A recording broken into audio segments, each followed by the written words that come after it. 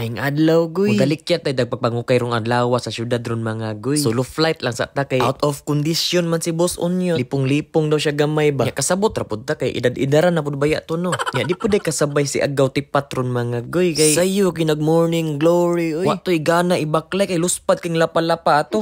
Pero di, god palupok ra gud to niya kay si Mikabado to kini abay to 150 kang pakyaw. Bali G's ra man unta iyang abay. Nya anak ko anay G's ron gaw oy. Tandog bitong garbo gi 150 oy. Ya na ana na ko diri sa syudad ron mga goy. Install ra ko kadali sa kong kamera aron hapsay kayo atong pagpamungkag. Nya goy, sapay gihulat. Hara na.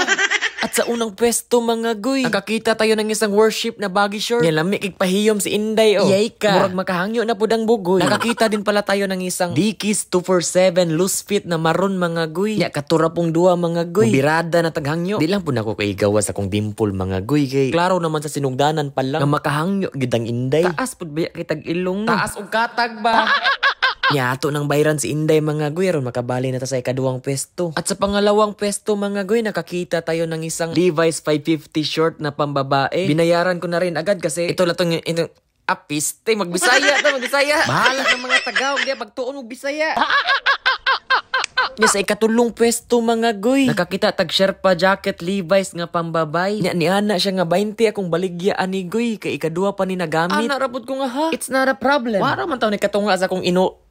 Atik lang gyangyo ko nig G's oy. Perti lang yung gaya murag nakadouble vanguard.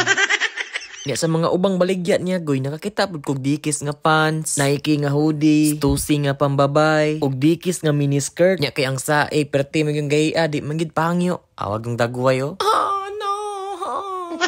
Wagi tay mabuhatan ni kay iya maning mga baligya. So maoto, gisiguro na lang ko ning Sherpa nga jacket. Kasayang pudugato ning ibilin nga tag 20 na lang man. Nya sa pang-upat nga pwesto mga goy nakaukay tag sa Levi's nga 512 nga pangturoan. Nya naabot tay migoy diri nga Bisaya pudo nga taga Queensland pud. Kalimot ko og ato dapita ilawi basta kay 20 ka oras daw gikan sa Brisbane. Shout out day sa imong goy ug sa imong partner nga nasa imong kilid. Nya sa panglima nga pwesto mga goy nakakita tag convertible pants nga The North Face. Kana ra pud isa. Nya sa pangunom nga pwesto goy nakakita ratag isa ka Ralph Lauren nga kalo. Nya mauro to goy mupasin ako kay mutan-aw ba kog dula ni Pacquiao ug Dario. Lantawang bugo yon namugnaw ang tuhod. Kulba gid ni makasugal tag 500 no. Okay ra unta do 500 nga peso. Dolyares pag yun. Dagko gigdikang ang bugoy kay ako tang pason si Agaw kay basig isaka ng kabuhi ba. Ingon ko mapildi ni si Pacquiao ron. Pas mo gini si Agaw impas ang panggrocery.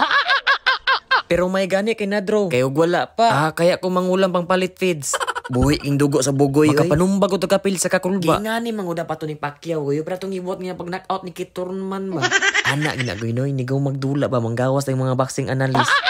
Nya maura din yung mga naukay na kurong adlawa mga goy. Isa ka loose fit nga Dickies pants, Levi's short 550 nga pambabay, baggy short nga worship, Levi's 512 nga panglalaki, The North Face nga pants, Ralph Lauren nga kalo, ug syempre ang Sherpa jacket Levi's nga pambabay. Sa di ay.